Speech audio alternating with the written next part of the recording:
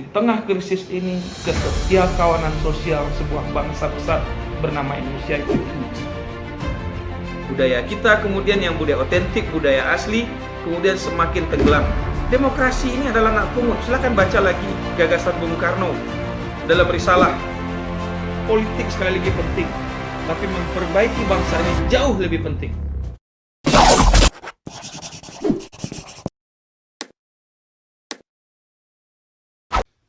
Assalamualaikum warahmatullahi wabarakatuh. Kita ketemu lagi dalam catatan otentik Wendra Yunardi.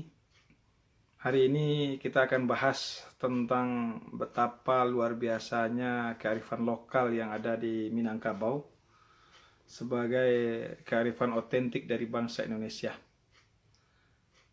Kenapa ini menarik dibahas di tengah suasana masih pandemi COVID-19 ini? Kita masih berdebat tentang PSBB, apakah dilanjutkan atau tidak.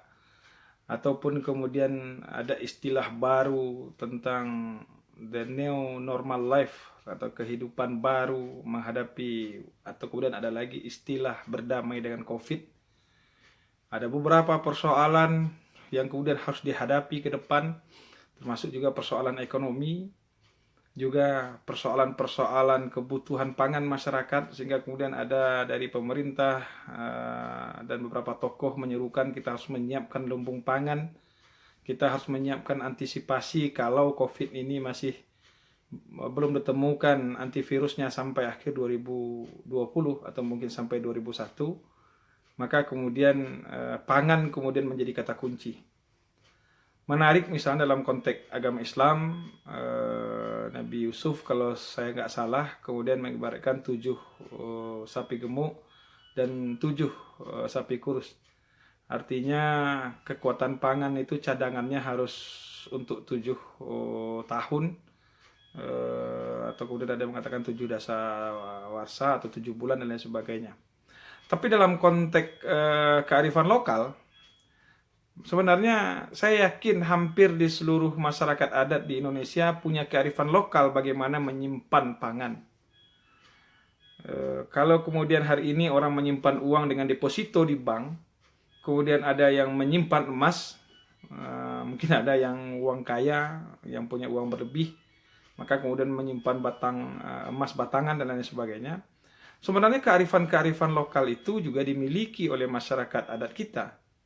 Inilah yang kemudian saya katakan sebagai catatan otentik, demokrasi otentik, hukum otentik yang berlaku dalam masyarakat kita, yang secara turun-temurun mereka lakukan.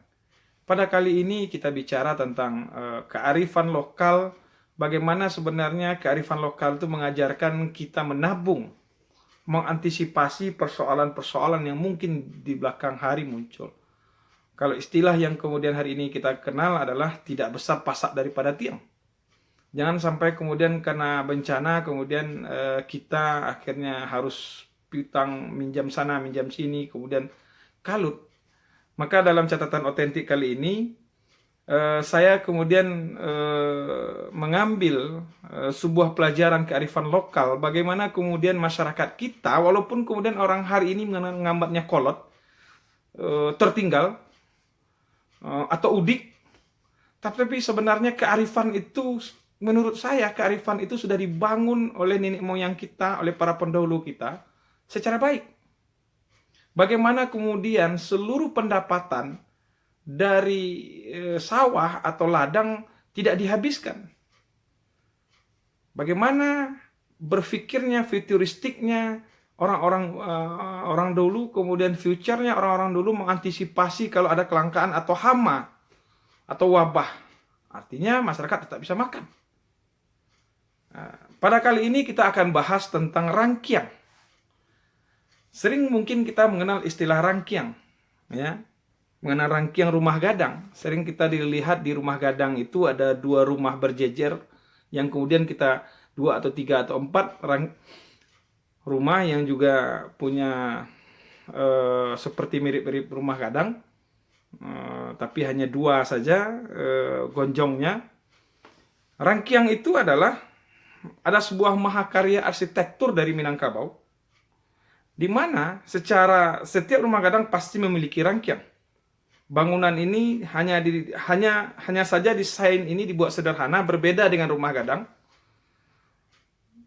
dengan 4 atau 6 buah tiang, berdinding anyaman bambu tanpa pintu dan di atap bergonjong 2. Berbeda dengan rumah gadang yang gonjongnya lebih dari 2. Apa gunanya rangkiang? Rangkiang adalah tempat penyimpanan.